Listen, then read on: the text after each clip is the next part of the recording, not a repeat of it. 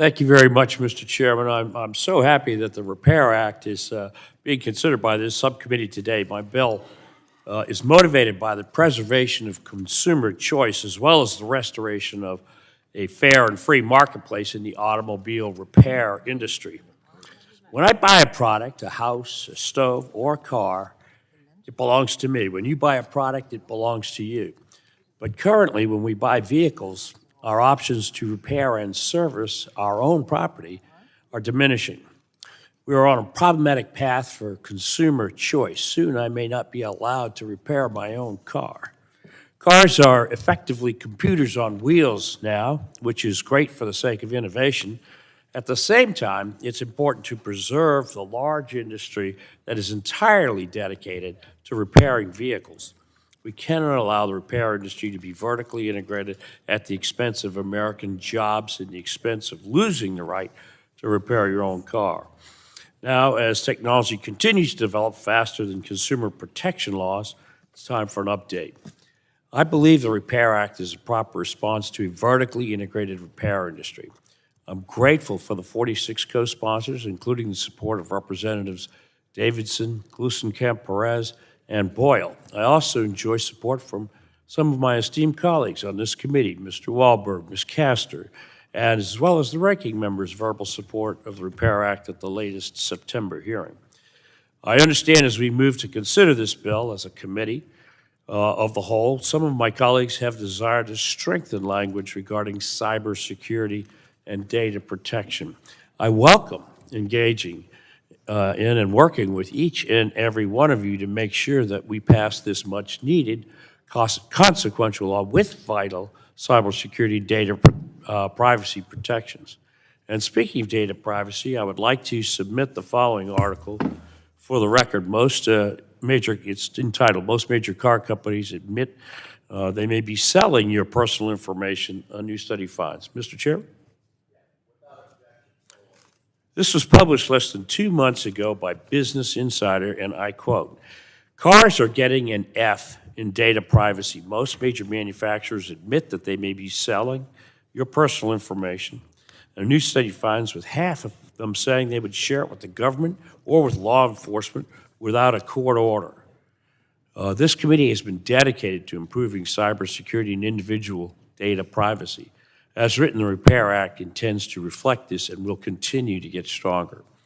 I've heard from vehicle manufacturers who have a bias, honestly, to protect this continued vertical integration, a system where owners must go to the OEMs for their repair functions. And for this reason, I'm not supportive of a current Memorandum of Understanding, or MOU, that some of my opponents of the bill are offering as an equitable alternative. Over this past summer, I took to the pages of The Hill to write an op-ed expressing my views on this, which I would also like to submit for the record today, Mr. Chairman. Mr. Chair? Submit for the record? Yes. Thank you so Without much. objection, so order. When you have an MOU that is enforced by the very same entities that are competing with the aftermarket auto repair, it's inherently unenforceable. Moreover, this specific MOU included less than 5% of the independent repair shops. My bill, the Repair Act, seeks to represent 100% of them. Since presenting my argument against this MOU, I've heard from some who want a, quote, FTC-enforced MOU. If you feel that way, I invite my colleagues to co-sponsor this bill because it is enforced by the FTC instead of by the OEMs, and there is specific language to provide consumer choice. Cybersecurity and data protection will continue to be strong and get stronger too, compared to the current situation that Stellantis created to monetize the car owner's personal data. Let's protect the independent repair industry and the hardworking men and women that they employ, as well as the rights of the owners to repair their property where and when they see fit. With that, Mr. Chairman, I yield back. Gentleman yields back. And for what purpose does Representative Kelly wish to be recognized? Mr. Chair, I move. You are recognized. Thank you. I appreciate the subcommittee's deliberations to protect consumers' rights to repair their vehicles. Independent repair shops perform over 70% of automotive repairs in the United States, serving our consumers and car manufacturers well. Price remain competitive. Access to local repair shops provide convenience for consumers, and repairs can be completed in an efficient manner. However, I am concerned about the Repair Act in its current form. This is a transformative, moment for the industry, and it is critical that any legislation put forward upholds privacy, safety, and security for consumers across the country. As wireless repair and diagnostic data sharing becomes more prevalent in vehicles, it is imperative we determine the most secure methods for safely making repairs and diagnostic data accessible while strengthening consumer protections around access to sensitive data. Similarly, we should consider limits to what data is accessible and how cybersecurity would be addressed before regulations are established. I also think we should explore whether there are unique issues involving repairs to commercial heavy-duty vehicles and how they differ from light-duty passenger vehicles prior to full committee action. That said, I look forward to continuing to work with Rep. Dunn, Ranking Member Schakowsky, and my colleagues on this committee to address concerns put forward by key stakeholders. And I yield back. General yields back. For what purpose does our chair, Ms. Rogers, wish to speak? Thank you, Mr. Chairman. I move to strike the last word. You are recognized. I'd like to thank Dr. Dunn, Dr. Bouchon, and all of my colleagues for their work on this topic. I understand that there are several amendments that have been filed to address different concerns from relevant stakeholders. Subcommittee markups are an opportunity for this type of civil discourse to occur and discuss areas for improvement and revisions in the base text and amendments. This is exactly why a subcommittee markup is beneficial, providing members the opportunity to share their views and see where agreement can be formed. I would highly encourage my colleagues to offer and withdraw their amendments with the goal of working with each other between this subcommittee markup and the full committee. We will have time to collaborate and consider changes and additional language on this topic. I encourage all respective parties to work in good faith to find a resolution. I yield back. I want to thank the gentlelady for her leadership. Okay, next, anyone on the Democrat side wish to speak on the bill?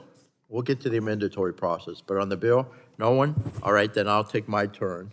I now recognize myself for 5 minutes to speak on the bill. I want to thank Dr. Dunn for his work on this legislation, H.R. 906, the Repair Act.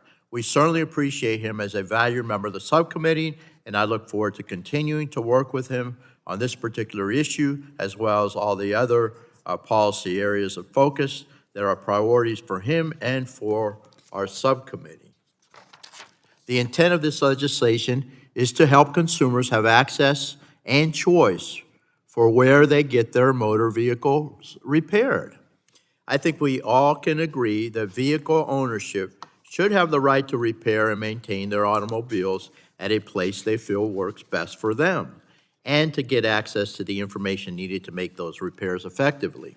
Furthermore, I think almost everyone of us on the subcommittee can point to honest, hardworking, independent auto repair shops, I know I can, in our districts who do the critical work needed to keep our cars safe on the road and back to working condition, as well as the significant infrastructure needed to ensure aftermarket parts and repair options are available in a fast and affordable manner. I was able to visit a salvage parts center in my district in Crystal River, Florida, a beautiful place. And I found it very informative to hear their concerns about the industry and their efforts to protect consumers. So I commend Dr. Dunn for putting his ideas forward for how to better provide that protection, choice, and access to consumers. However, one thing that has been made abundantly clear through the many amendments that have been filed here today is that there are members on both sides of the aisle that have significant concerns about the language of the bill and the other possible implications it could have for public safety and cybersecurity. And I appreciate all those concerns.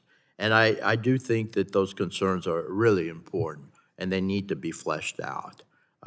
so I agree with the chair of the full committee. I know Dr. Bouchon and Representative Dingle have a bipartisan aims that they would like to discuss, and there have been other amendments filed that ensure that any data generated for these vehicles can't be used for improper uses such as targeted advertising.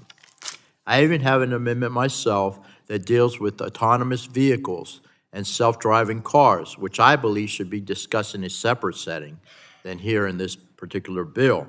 But when we get to my amendment, I'm planning to offer and withdraw it.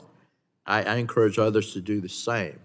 I tell you what, I'm very proud of all the members today. They're doing an outstanding job. We're working collaboratively in the best interest of our constituents.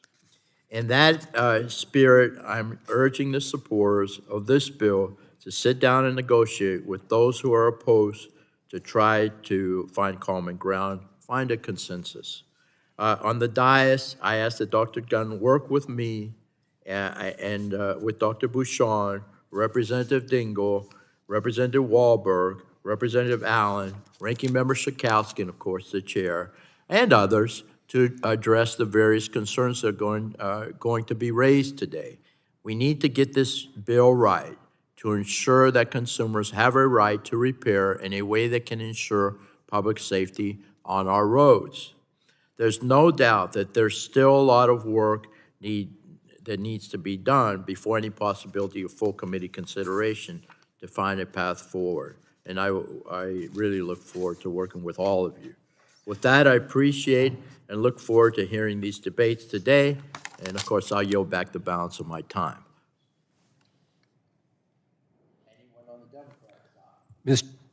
Otherwise, I recognize for what purpose. Mr. Chairman, move strike Mr. last Pence. word.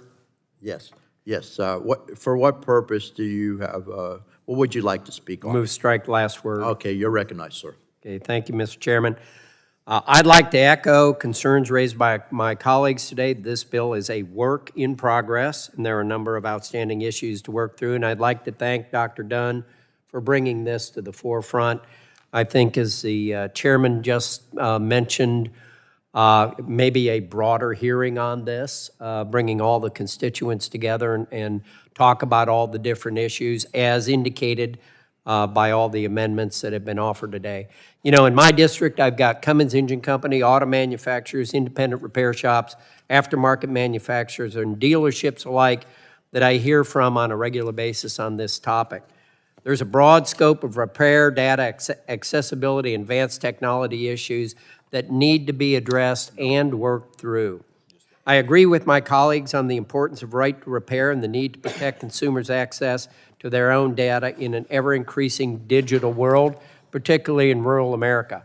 As we continue working towards finding common ground on the right to repair, I urge my colleagues to consider spending time learning the issues on both sides and how we can work together. And thank you, Mr. Chair. I yield back. Will the gentleman yield?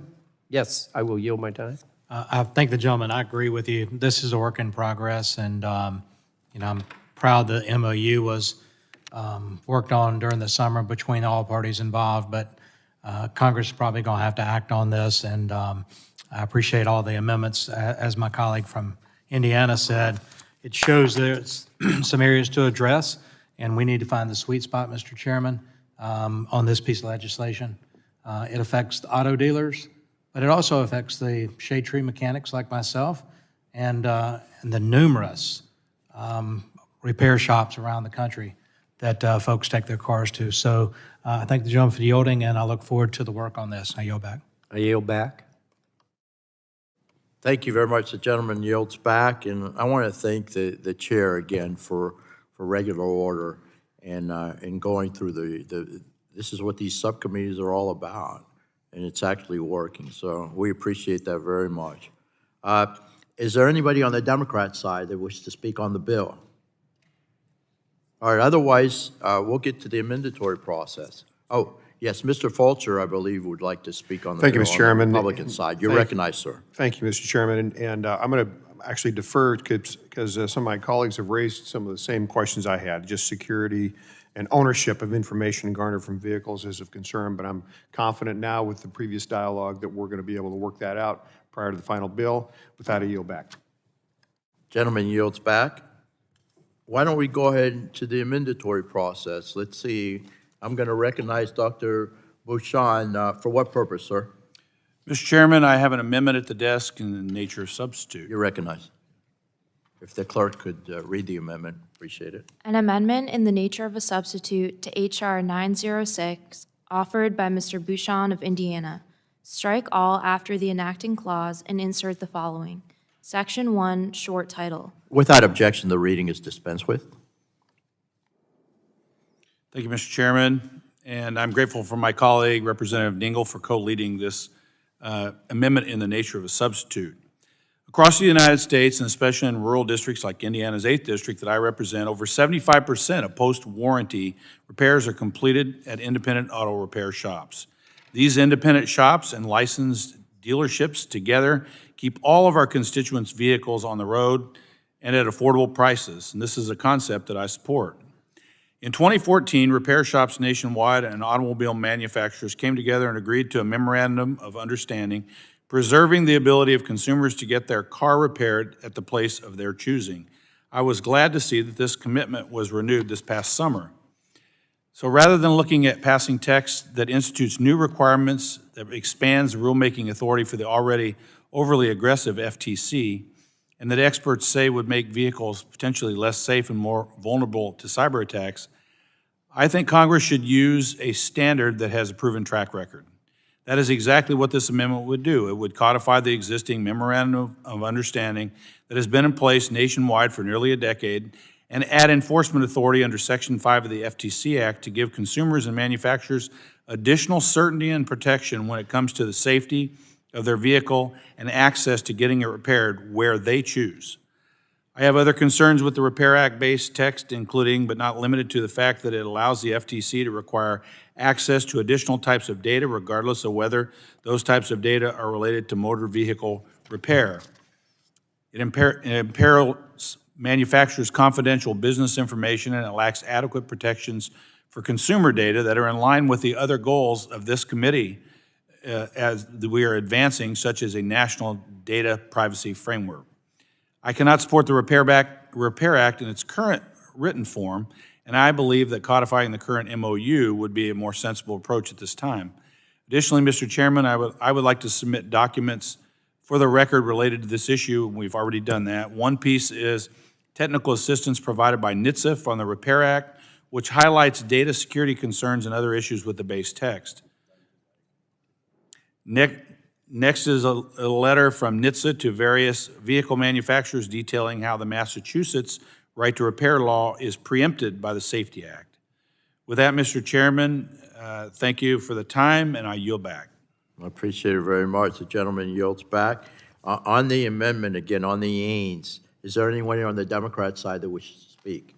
I believe Representative Dingell, would you wish to speak on the amendment? Yes. Okay, you're recognized. Thank you, Strike the Mr. last Chair. word. I move to strike the last word, and I'm very grateful to join my colleague, Mr. Bouchon, in co-introducing this bill. And I want to thank both the full committee chair and you, Mr. Chairman, for encouraging us to continue to work together before this reaches the full committee level. I want to begin by making absolutely clear I support the right to repair. Folks should have the right to fix something when it breaks, and they can do it by themselves. You wouldn't want me to, but others can, or by taking it to an independent repair shop. But I have significant concerns with H.R. 906, the Repair Act, as it is now, and I cannot support it in its current form. The underlying bill is overly broad and, in my view, poses a significant risk to consumers nationwide. On top of this, it contains significant loopholes that will undermine our competitiveness, our national security, and the security of consumer data. I want to remind my colleagues that for almost 10 years now, thanks to a national memorandum of understanding between the auto manufacturers and the aftermarket repair community, The auto industry has provided the necessary tools and information for independent repair facilities to diagnose, repair, and maintain vehicles. I repeat, independent repair shops have had all the information they need to diagnose and repair issues today, tomorrow, and into the future. So to be blunt, the Repair Act aims to address a problem that in reality does not exist. And that's why I am honored to be offering this substitute amendment with my colleague, Representative Bouchon. Our substitute amendment seeks to codify the existing MOU between auto manufacturers and the independent repair shops, which again grants independent repair shops access to all the same data necessary to diagnose and repair that manufacturers provide to the dealers. And in addition to codifying the MOU, the substitute amendment empowers the FTC to oversee compliance and enforce in the event of violations. This enforcement mechanism takes the current MOU agreement a step further, aligning it with the administration's goals and officially putting the right to repair one's vehicle into law rather than solely relying on voluntary commitments. I firmly believe that this substitute amendment is the best path forward, and I urge my colleagues to support it. Even the National Highway Traffic Safety Administration, as my colleague mentioned earlier, has expressed reservations about the underlying Repair Act, citing its excessive breadth and potential privacy and safety concerns. It is evident that there are serious issues with this bill and why we've offered this alternative. I want to remind my colleagues that 75% of the work done on out-of-warranty vehicles is currently being done by independent repair shops. If right to repair were really an issue, how are such a high volume of repairs already being done at independent repair shops?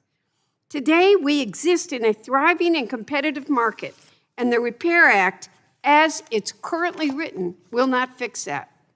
This substitute amendment, on the other hand, commits into statute the MOU and creates the robust enforcement mechanism. So my question to those in favor of the Repair Act, what more do you want? What is it you want? Are we truly seeking right to repair, or are we pursuing broader objectives like access to intellectual property, a wide variety of data, or telematics? Are we opening a Pandora's box that could affect the future of consumer privacy, cybersecurity, or driving and vehicle safety? I really want to work with my colleagues on this committee on a path forward. And I believe that my colleague from Indiana and this proposed amendment is a step in the right direction. So with all those concerns being said, I really want to work with everybody before we go to the full committee. And I also think that we would benefit from the results of an ongoing GAO report on this very subject requested by Ranking Member Schakowsky. We have an opportunity to do this right, and it should benefit us all with the available information available to us. We as a committee must consider the broader implications of this bill, and I look forward to working with all of my colleagues. And in the interest of that, I won't introduce the 6 other amendments I might have. Thank you, Mr. Chair, and I yield back. appreciate that very much. Thank you. Thank you. And I understand Dr. Bouchon would like to be recognized. If no other people are planning to speak on the amendment, Mr. Chairman, with all the goodwill we see here at the committee today to continue to work together to address all of these issues at this time, I'd like to withdraw my amendment.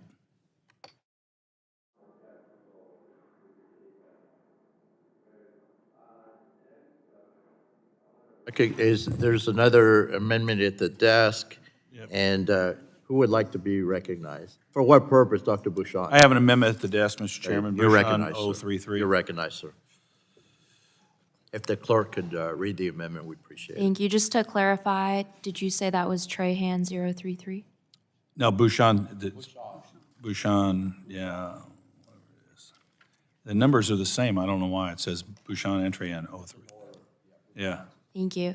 An amendment to H.R. 906 offered by Mr. Bouchon of Indiana.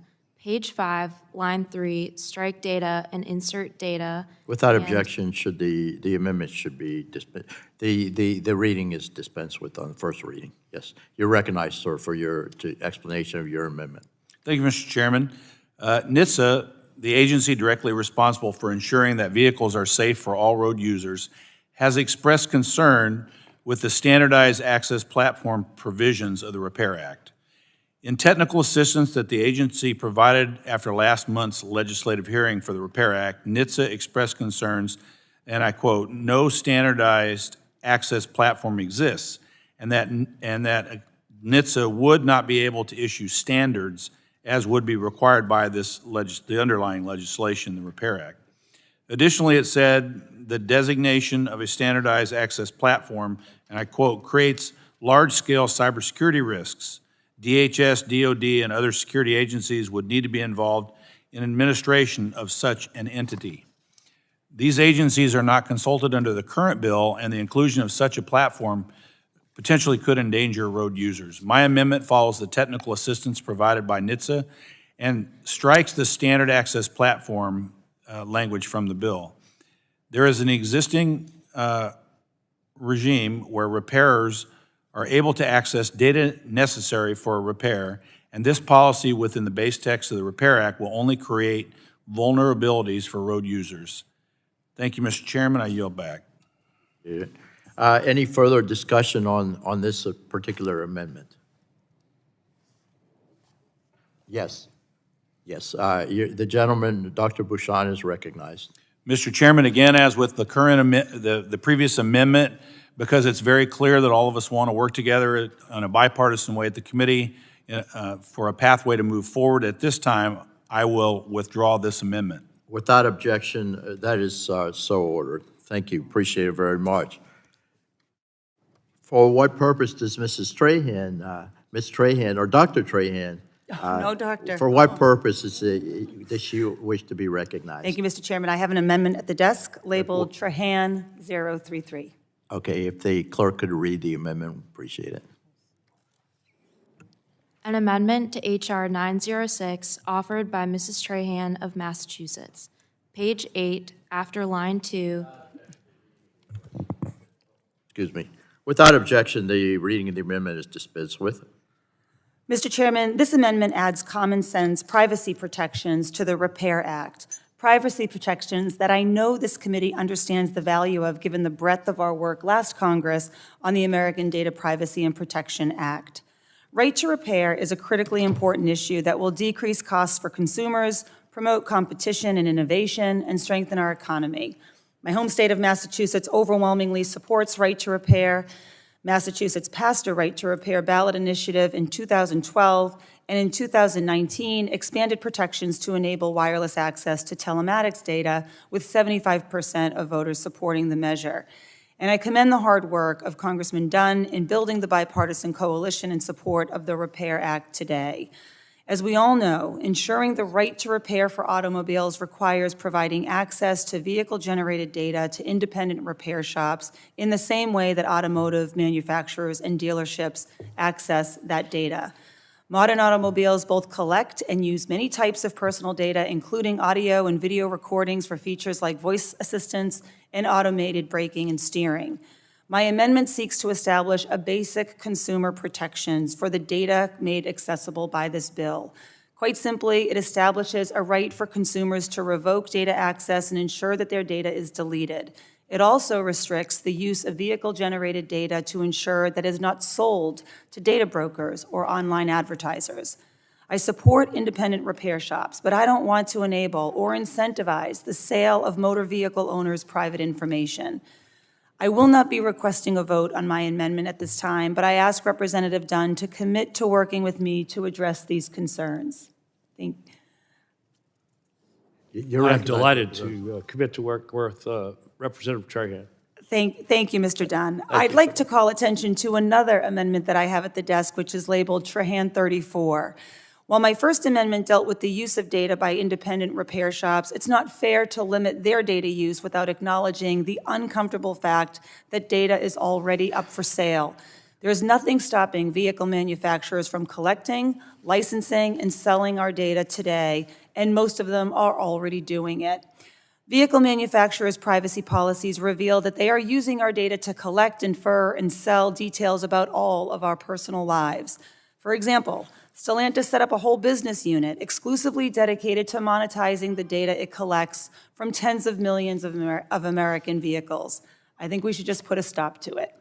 While I won't be asking for a vote on this amendment either, my proposal would extend basic privacy protections to vehicle-generated data collected by the manufacturers as well. I hope that my colleagues on both sides of the aisle will support these common-sense measures to protect consumers' privacy, and I yield back. Yes, well, is the general lady prepared to withdraw her amendment? Now, this is 033. Yeah, I understand. Why don't we do that? Then we'll have Ms. Blunt Rochester speak on the amendment, and then I'll make the request. Thank you. Thank you, Mr. Chairman, and thank you for the recognition as I move to strike the last word.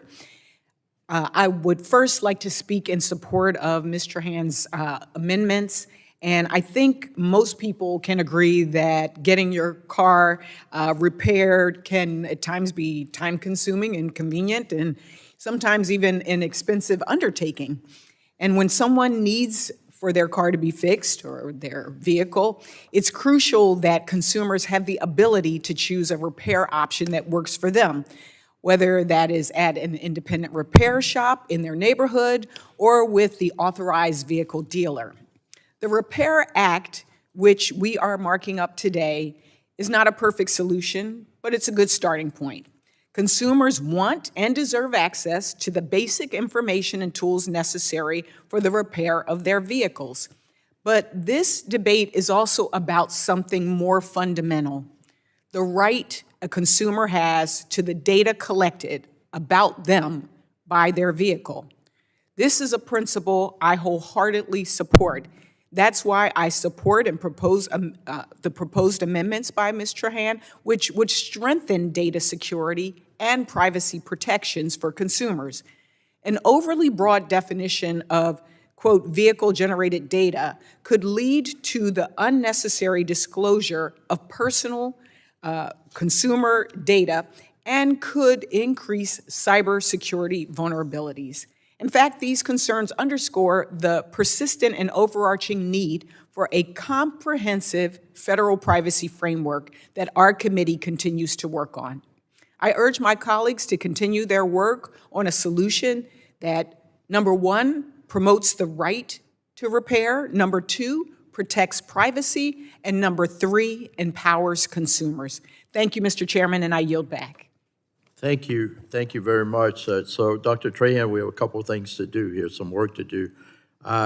Would Dr. Trahan, does the gentlelady wish to withdraw her amendment 033?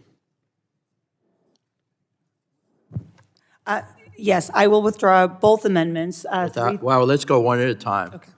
Without objection, so ordered. And now I'm going to ask Dr. Trahan if she wishes to withdraw 034, and I'd like a response from her on that. Yes, Mr. Chairman, I look forward to working with my colleagues. Without before the committee objection, vote. so ordered. Okay. I think we're ready now. Okay.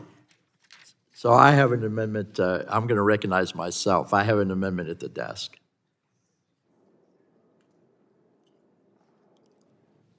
It's BILIFL 42. I like that number, Jackie Robinson. An Can't beat amendment that. to H.R. 906, offered by Mr. Bilirakis of Florida. Without objection, the reading of the amendment is dismissed with, and I recognize myself for 5 minutes to speak on the amendment, and then I plan to withdraw the amendment. My amendment to the Repair Act would ensure that fully autonomous self-driving vehicles are not inadvertently covering the bill and creating unintended consequences to this future technology. I understand from the sponsors and supporters of the Repair Act that they did not necessarily intend to cover autonomous vehicles. and my amendment would clarify this under the definition of motor vehicle, that they are not within the scope, and it is also, would clarify that trade secrets would not be divulged. As all on this subcommittee know, we have been very active with respect to the AVs, and there are discussions, particularly between Representative Ladd and Representative Dingell, on potential AV legislation. We've held hearings where I've been able to discuss the possible societal benefits this has for American leadership on the global scale, for the U.S. economy, the public safety, and speaking from personal experience, the significance, again, the significant mobility and accessibility benefits they can have for disabled seniors, but people that are visually impaired as well, whether they're seniors or younger people. When we speak of autonomous vehicles, these are level 4 or level 5 vehicles, as defined by the Society of Automotive Engineers, that are driven entirely by the vehicle's unique automated driving system technology and not a human driver. It is critical emerging technology and distinct from even the driver assist technologies in vehicles today. The AV industry has evolved as a fleet-managed model rather than direct sales to consumers. This is for AV companies in the ride-hail business, shuttles, or delivery. Thus, I do not believe that AVs are implicated by the policies of the Repair Act, which deal with consumer choice for the vehicles they own. Further, we're still at very early stages of scaling to offer only thousands of vehicles in very selective locations rather than millions nationwide, and the technology is evolving extremely rapidly. That's why we need a bill as soon as possible. And I commend the gentlelady with working with Chairman Ladd on this particular bill. We got to get across the finish line as soon as possible. Thus, I believe it's prudent to ensure that this emerging technology can retain its current model as the technology itself is still growing and evolving by limiting the scope of the motor vehicles considered under the bill, at least until AV ownership is made a reality sometime in the near future. My amendment provides this clarity to keep AVs out of the scope here until that future data, again, that future date comes, and in my opinion, it makes a lot of sense. Dr. Dunn, I'm willing to withdraw this amendment, but I do hope that you will work with me on this particular issue regarding autonomous vehicles, and I ask that we resolve this before any full committee consideration of this underlying bill. I hope I can get that commitment from my colleague and fellow Floridian. And before you give me that commitment, there may be somebody else who wants to speak on my particular amendment. Democrat side, Republican side, no. So Dr.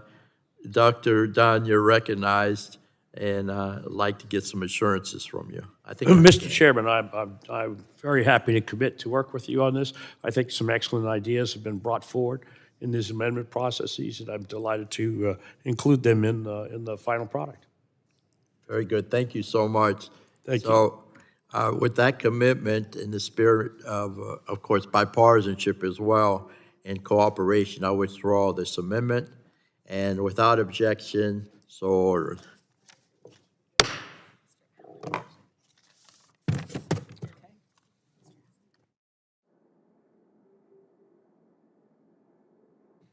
So for what purpose does Mr. Allen from the great state of Georgia seek recognition? Mr. Chairman, I have an amendment at the desk. So would the clerk please read the amendment? Can the member please specify the amendment? ALLEGA 012.